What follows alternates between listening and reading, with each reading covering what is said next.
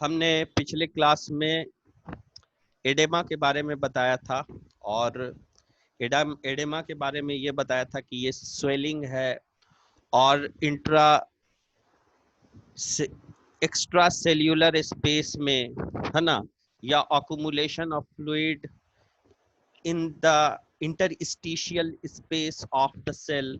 जब फ्लूइड का अक्यूमुलेशन हो जाता है तो उसको हम लोग एडेमा कहते हैं।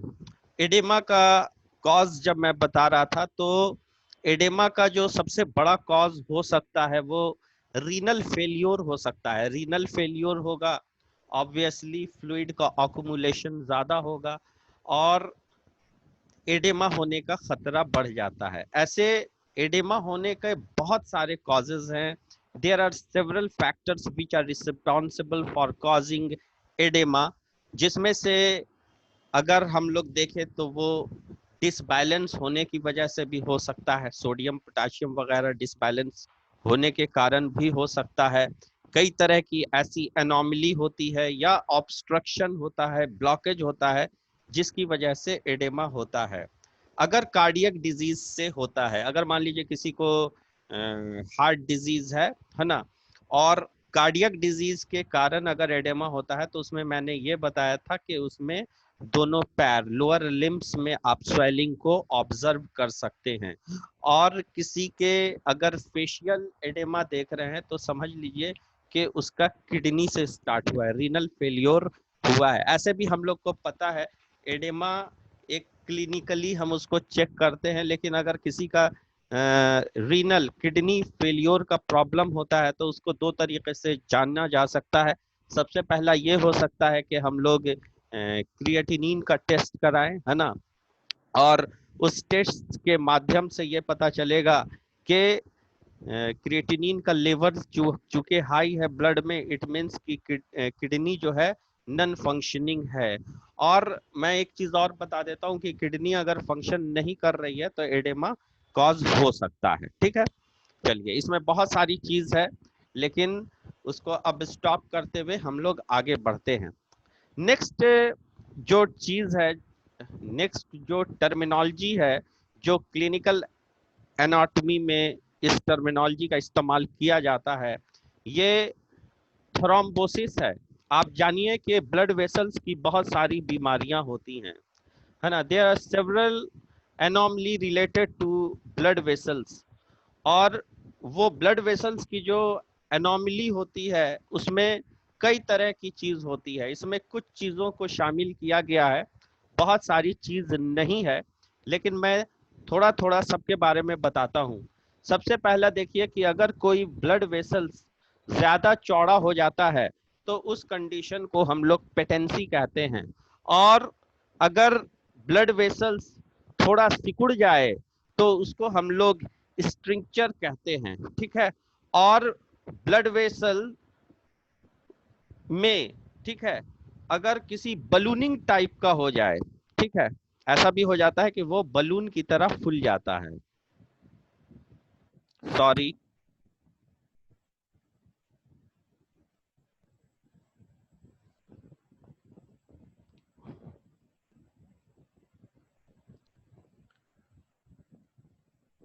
उसको हम लोग एन्यूरिज्म कहते हैं। ठीक है ना, तो इस तरह बलून की तरह फूल जाएगा। तो इस तरह की बहुत सारी ऐसी बीमारियां जो रहती है उसको हम लोग देख सकते हैं या समझ सकते हैं।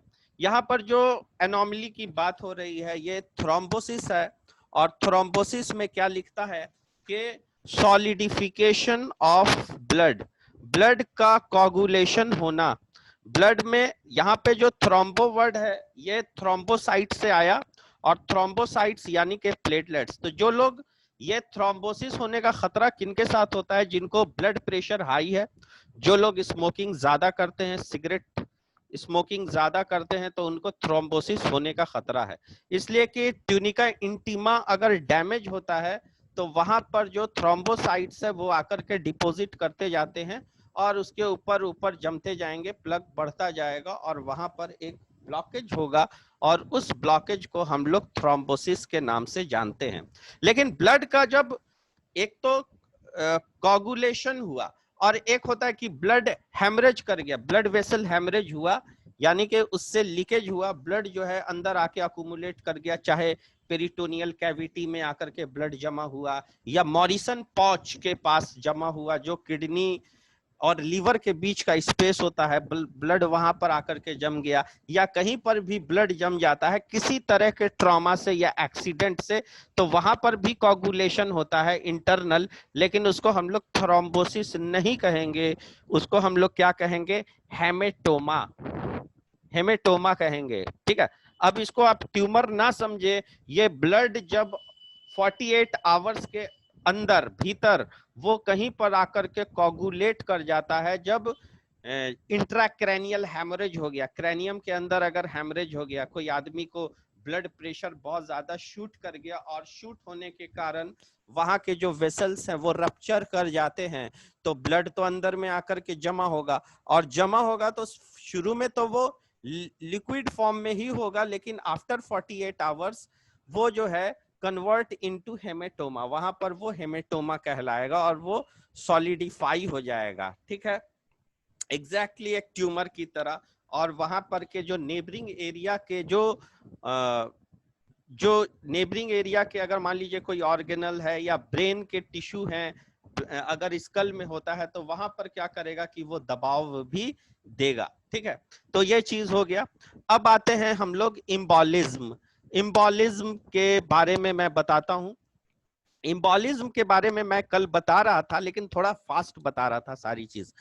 इम्बोलिज्म में एक्चुअली क्या होता है कि जो ब्लड वेसल्स होते हैं उसके अंदर कोई टुकड़ा, जैसे थ्रोम्बोसिस हुआ, तो थ्रोम्बोसिस का अगर कोई टुकड़ा, किसी तरह का भी टुकड़ा डिटैच होकर के सर्कुलेट करने लगे, तो उसको हम लोग इम्बोलिस कहते हैं। और इम्बोलिस जानलेवा भी हो सकता है, इसलिए कि इम्बोलिस जानलेवा इन सेंस इस तरह हो सकता है, अगर मान लीजिए कि हार्ट में पहुंचा और हार्ट से वो पल्मनरी ट्रंक में आ गया और पल्मनरी ट्रंक से पल्मनरी आर्टरी में आया और वो आकर के रास्ते को ब्लॉक कर दिया, तो वहां पर जो है कंजेशन हो जाएगा और कंजेस्टिव कार्डियक फेलियर जैसी कंडीशन भी डेवलप कर सकती है। तो इम्बोलिज्म, अगर हम एयर भी डाल दें, निडल से खींच करके ढेर सारा ml में 10 ml अगर एयर डाल दे, तो वो क्या होगा, एयर इम्बोलिज्म कहलाएगा। तो एनीथिंग जो डिटैच हो करके या सर्कुलेशन के साथ जो घूमता है उसको हम लोग इम्बोलिज्म कहते हैं। होप इसका इस टर्मिनोलॉजी को भी आप बेहतरीन तरीके से समझ गए होंगे। इसके बाद आते हैं हम लोग हेमोरेज। हेमरेज की जहां तक बात आती है तो यूजुअली क्या होता है कि कैपिलरीज का रप्चर हो जाना, कैपिलरी क्या होती है, रप्चर कर जाती है और ब्लीडिंग होने लगती है।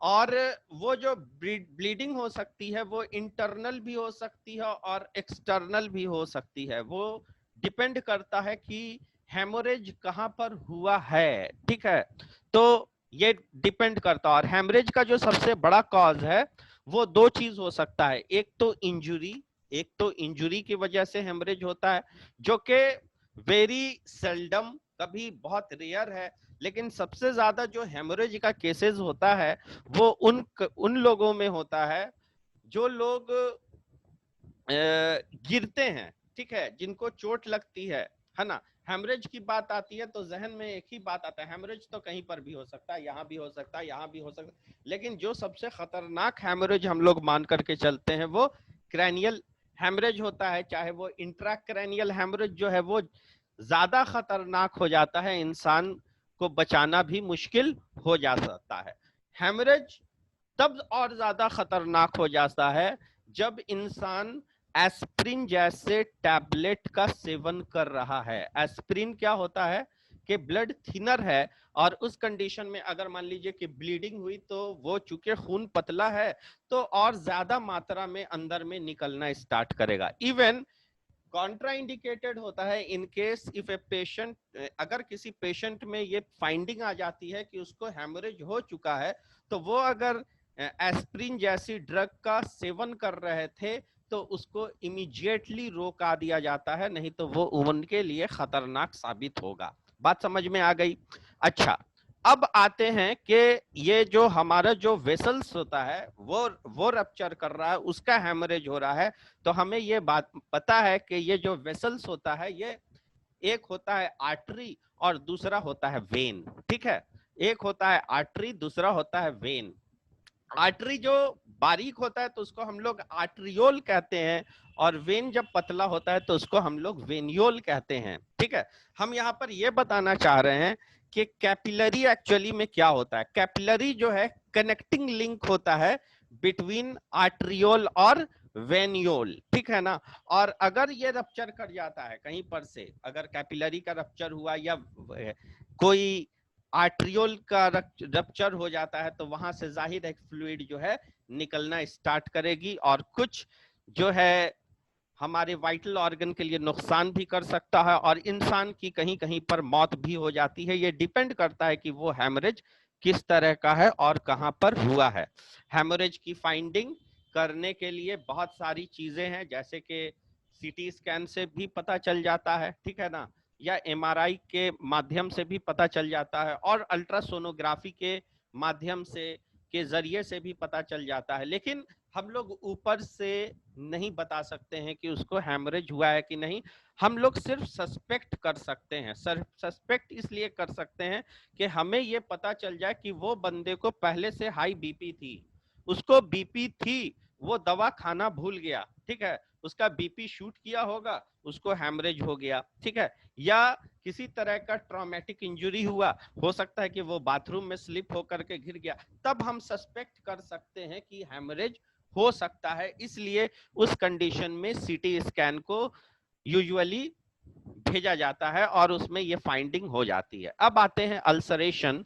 अल्सर का जो टर्मिनोलॉजी, ये जो टर्म है, ये गैस्ट्रिक रीजन में ज्यादातर देखिएगा कि इसका हम लोग यूज करते हैं, है ना। इसको अगर हम लोग हिंदी में बोलेंगे तो वही घाव ही बोल सकते हैं, और क्या बोलेंगे। तो एक लोकलाइज्ड ब्रीच या गैप या इरोजन होना, वहां पर के टिश्यू का नेक्रोसिस होकर के खत्म होना और वहां पर एक गैप का बन जाना, ठीक है। तो वो म्यूकोसल मेम्ब्रेन में हो या स्किन के पास हो, उसको हम लोग अल्सरेशन कहते हैं, ठीक है।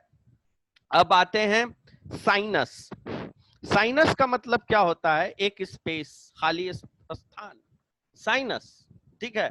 तो साइनस ऐसे एनाटॉमिकल पार्ट है, साइनस एनाटॉमिकल पार्ट है, और साइनस आप कहां कहां पे देखते हैं ये भी जान लीजिए कि साइनस कई जगह पर हो सकता है। साइनस का मतलब हो गया स्पेस, और ये जो साइनस है ये ब्लाइंड ट्रैक्ट को कहते हैं। Blind tract open at one and, जिसकी ओपनिंग एक ही तरफ से हो और दूसरे साइड से वो ब्लाइंड हो, वो लॉक हो, ठीक है।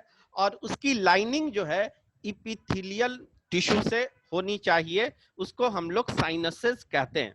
अब आते हैं कि साइनसेस, अगर स्कल की बात करते हैं तो हमारे स्कल में भी साइनसेस मौजूद हैं, जैसे कि फ्रंटल साइनस फ्रंटल बोन में, इथिमॉइड साइनस इथिमॉइड बोन में, ठीक है ना, एस्फेनॉइडल साइनस एस्फेनॉइड बोन में। और ये जितने भी साइनसेस होते हैं इसको हम लोग पैरानेजल एयर साइनस भी कहते हैं। और ये पैरानेजल एयर साइनस हमारे स्कल में क्या करते हैं, इसके वेट को कम करते हैं, क्योंकि नहीं तो हम लोग को क्या होगा कि स्पॉन्डिलाइटिस होने का खतरा ज्यादा हो जाएगा। इनकेस कि हमारा अगर वेट स्कल का ज्यादा हो जाएगा तो गर्दन को ज्यादा वेट को बियर करना पड़ेगा। इसलिए साइनस एक बड़ा इंपॉर्टेंट पार्ट है और इसका बहुत सारा फंक्शन भी है, ठीक है। वॉइस में भी ये रेजोनेंस देता है, और इसकी जो बीमारी होती है इसको हम लोग, जो इन्फ्लामेटरी डिजीज होती है उसको हम लोग साइनोसाइटिस भी कहते हैं, और साइनोसाइटिस का ट्रीटमेंट भी होता है। तो आप साइनस टर्म को समझ गए।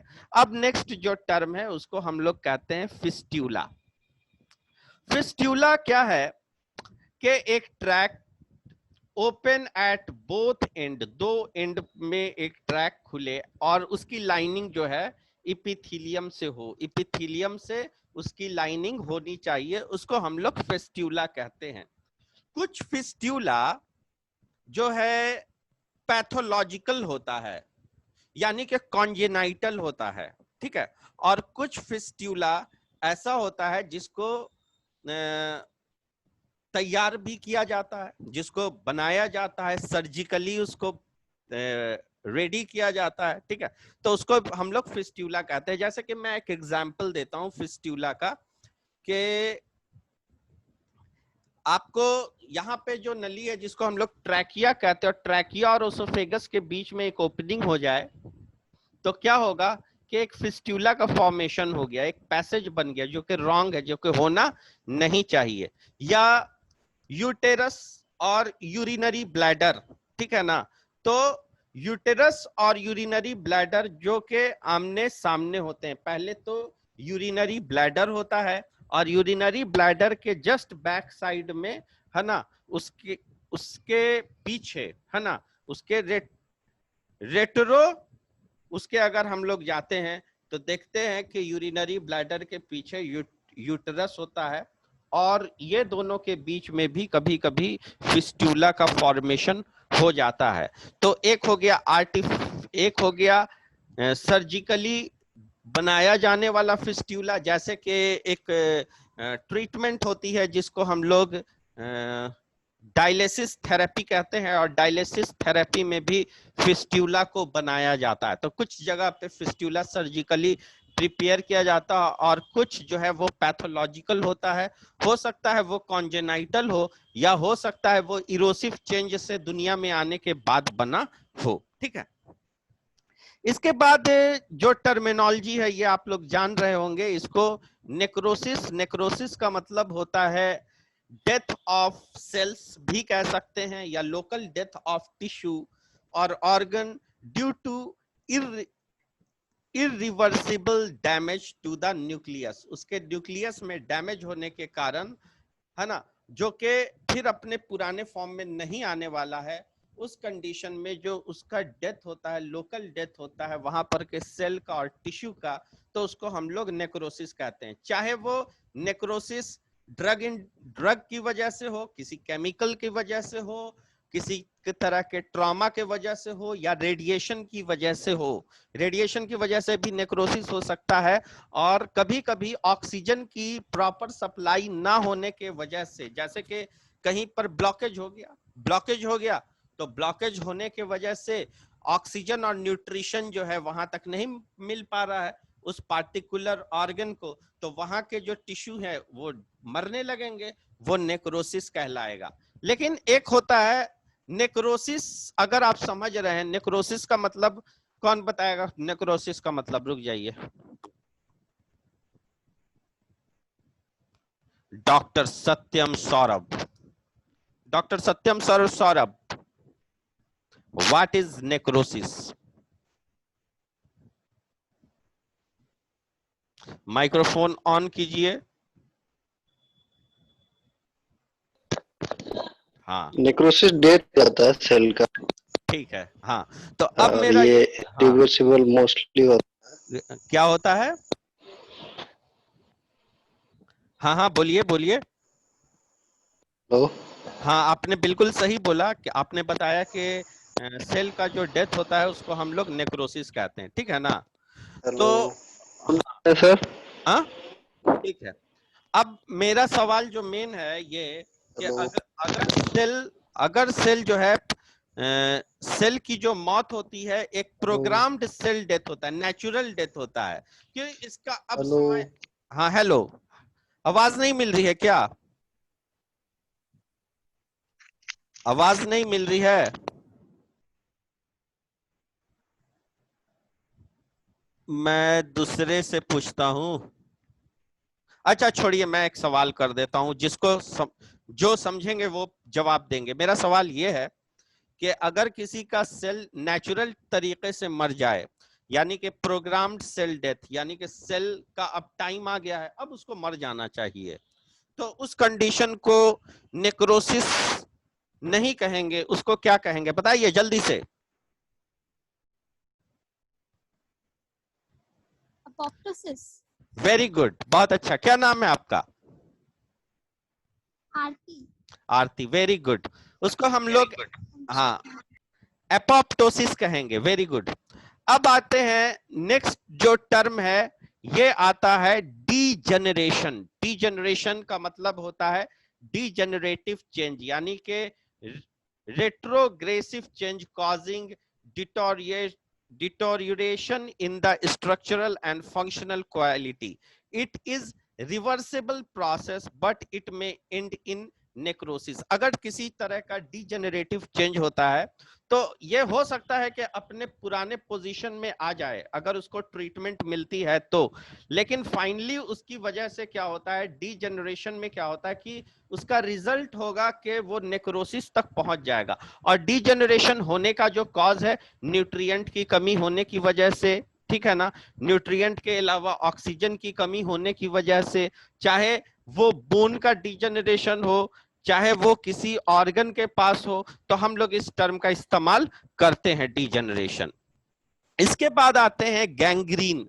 गैंग्रीन जो है, गैंग्रीन भी एक तरह की नेक्रोसिस ही है, सेल का डेथ है, लेकिन यहां पे क्या होता है कि सेल कॉम्बिनेशन विथ प्यूट्रीफैक्शन, यानी कि वहां पर जो है डिके भी होने लगेगा, वहां पर का जो पार्ट है वो सड़ने भी लगेगा। और गैंग्रीन आमतौर से फुट में होता है, ठीक है ना, पैर में होता है। एक गैस गैंग्रीन होता है, उसमें तो रूम में आप इंटर नहीं कर सकते हैं, इतना बदबू करेगा। और वो किसको होगा, तो जो डायबिटिक होते हैं और डायबिटिक हैं और उनको गैंग्रीन अगर चपेट में ले लेता है तो उसका उपाय है कि वहां पे एम्पुटेशन कर दिया जाता है, वहां पर से काट करके उसको हटाया जाता है, ठीक है।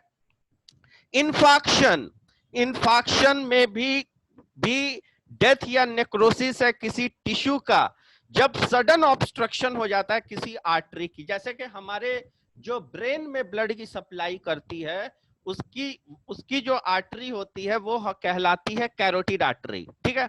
तो कैरोटिड आर्टरी में अगर कोई ऑब्स्ट्रक्शन हो जाएगा तो ऑब्स्ट्रक्शन होने के कारण वहां पे इन्फाक्शन हो सकता है, या इन्फाक्शन हार्ट के पास भी हो सकता है, कार्डियक इन्फाक्शन हो, ठीक है ना। तो वो इन्फाक्शन क्यों होगा कि सडन ऑब्स्ट्रक्शन हो जाए किसी आर्टरियल सप्लाई में, तो उसको हम लोग इन्फाक्शन कहते हैं। इसके बाद आते हैं एट्रॉफी। एट्रॉफी है ना, तो किसी साइज टिश्यू का, सेल साइज ऑफ सेल है ना, घट जाना, टिश्यू का, ऑर्गन का, है ना, लॉस ऑफ न्यूट्रिशन, इसको डिमिन्यूएशन इन द साइज उसका घट जाएगा, किसी टिश्यू का या ऑर्गन का, उसको न्यूट्रिशन नहीं मिलने पर, उसको न्यूट्रिशन नहीं मिलने पर, तो उसको हम लोग एट्रॉफी कहते हैं। तो एट्रॉफी का मतलब हो गया कि किसी ऑर्गन का, टिश्यू, सेल, ये सारे की जो है साइज जो है घटने लगती है, छोटी होने लगती है जब उसको न्यूट्रिशन नहीं मिल पाता है तो। इसके बाद जो टर्म है इसको हम लोग डिस्ट्रॉफी कहते हैं। डिस्ट्रॉफी में डिमिन्यूएशन जो है साइज का ही होता है और यहाँ पर न्यूट्रिशन मिल रहा है लेकिन वो डिफेक्टिव टाइप का न्यूट्रिशन है, उसमें डिफेक्ट है किसी तरह का, ठीक है। आपको न्यूट्रिशन मिल रहा है लेकिन एडिक्वेट अमाउंट में हो सकता है नहीं मिल रहा हो, या जो न्यूट्रिएंट मटेरियल है वो थोड़ा सा उसमें टॉक्सिसिटी हो, तो ये इसकी वजह से जो साइज में घटता है, साइज जब छोटा होता है तो उसको हम लोग डिस्ट्रॉफी कहते हैं। हाइपरट्रॉफी का मतलब होता है साइज का बढ़ जाना। साइज का बढ़ जाना जब increase in number of cell, अगर increase in size without any increase in number of cell, अगर सेल वहां पर नहीं बढ़े और उस चीज की साइज बढ़ जाए तो उसको कहेंगे हाइपरट्रॉफी। हाइपरट्रॉफी में क्या होगा कि किसी चीज का अगर एक्सपेंशन हो जाता है उस पर दबाव होने की वजह से या उसके ऊपर ओवरबर्डन होने की वजह से, तो उस वहां पर जिस टर्म को इस्तेमाल करेंगे उसको हम लोग हाइपरट्रॉफी कहेंगे। वो साइज में तो बढ़ेगा लेकिन उसमें नंबर ऑफ सेल्स उतने नहीं रहेंगे, ठीक है।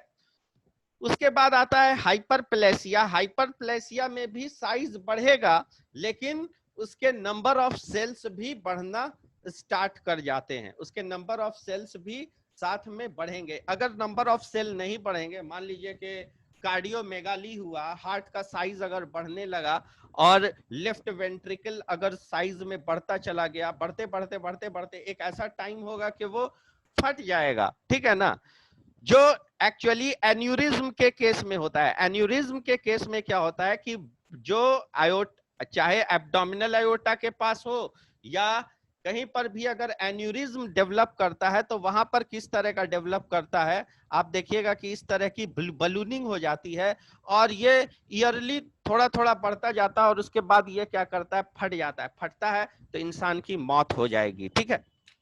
अब आते हैं, हाइपरप्लेसिया हो गया। हाइपोप्लेसिया का मतलब होता है इनकम्प्लीट डेवलपमेंट, उसका डेवलपमेंट कंप्लीट नहीं हो। उसके बाद हम लोग आ जाते हैं एप्लेसिया। एप्लेसिया का मतलब हुआ फेलियर इन डेवलपमेंट। इसके बाद आते हैं सिंड्रोम। सिंड्रोम का मतलब क्या होता है कि कलेक्शन ऑफ सिम्टम। एक बंदे को एक सिम्टम ही होता है, दो सिम्टम होता है, लेकिन एक साथ बहुत सारे सिम्टम्स को बताता है तो वो सिंड्रोम आता है। जैसे कि सिंड्रोम वाली बहुत सारी डिजीज भी आप सुना होगा, जैसे कि कार्पल टनल सिंड्रोम, जैसे कि एक्वायर्ड इम्यून डिफिशियंसी सिंड्रोम। तो ये सारी जो डिजीज होती है उसमें आपको मल्टीपल सिम्टम पेशेंट में देखने को मिलेगा, तो वहां पर हम लोग सिंड्रोम का मतलब हो गया जिसमें बहुत सारे सिम्टम्स हैं, उसको हम लोग सिंड्रोम कहेंगे, ठीक है। पैरालिसिस, आप लोग जानते हैं कि loss of motor power, motor power का लॉस हो जाए, सेंसेशन खत्म हो जाए और वो अपने बॉडी के पार्ट को मूव नहीं कर पाए तो उसको हम लोग कहते हैं पैरालिसिस। पैरालिसिस, अगर देखिए एनेस्थीसिया जो दिया जाता है किसी पेशेंट को तो वो भी एक तरह का पैरालिसिस ही, पैरालिसिस हो रही है लेकिन वो टेम्परेरी पैरालिसिस होती है। और यहाँ पर जो पैरालिसिस हो रही है ये क्यों हो सकती है, तो हमारा जो इंटरवर्टिब्रल डिस्क है, ये इंटरवर्टिब्रल डिस्क के दबने के वजह से अगर वहां से सिग्नल आना बंद होता है तो ये भी एक बहुत बड़ा कॉज हो सकता है पैरालिसिस का। अगर ब्रेन हैमरेज होता है और वहां पर अगर हेमेटोमा हो जाता है तो उस तरह के भी पेशेंट में पैरालिसिस डेवलपमेंट आप देख सकते हैं, तो इसको हम लोग कहते हैं पैरालिसिस। हाफ साइड में अगर पहले पैरालिसिस होता है तो उसको हेमिप्लीजिया कहते हैं, दोनों लोअर लिम्ब में होगा तो उसको हम लोग पैराप्लीजिया कहेंगे, है ना। पैरालिसिस किसी एक लिम्ब में होता है तो उसको हम लोग मोनोप्लेजिया कहते हैं, और चारों हाथ पैर में होगा तो उसको हम लोग क्वाड्रीप्लेजिया कहते हैं। इसका जो मेन चक्कर होता है वो रीढ़ की हड्डी का जो इंटरवर्टिब्रल डिस्क है वो घट जाने की वजह से होता है। 1 मिनट बचा है सिर्फ, ठीक है। एनाल्जेसिया का मतलब हो गया कि एनाल्जेसिया वो होता है, वो ड्रग होता है कि जिसको देने से वो अपने सेंसेशन को लॉस कर दे, ठीक है ना। तो एनाल्जेसिया आप जानते हैं कि 2 तरह का होता है, एक लोकल, ये एनाल्जेसिया पेन की सेंसिबिलिटी उसकी कम हो सकती है, जैसे कि पैरासीटामोल क्या है, एक एनाल्जेसिक ड्रग है। एनेस्थेसिया में क्या होता है कि वहां पर लॉस ऑफ टच सेंसिबिलिटी, वो टच भी कीजिएगा तो वो सेंसिबल नहीं होगा। जैसे कि आप जानते हैं कि एक एनेस्थीसिया जो होता है, एक लोकल एनेस्थीसिया होता है और एक जनरल एनेस्थीसिया होता है। लोकल एनेस्थीसिया में कौन आएगा, तो आपको लेग्नोकाइन आ गया या जाइलोकाइन आ गया, ठीक है, या टॉपिकल एनेस्थेटिक हो गया जिसका आप डेंटल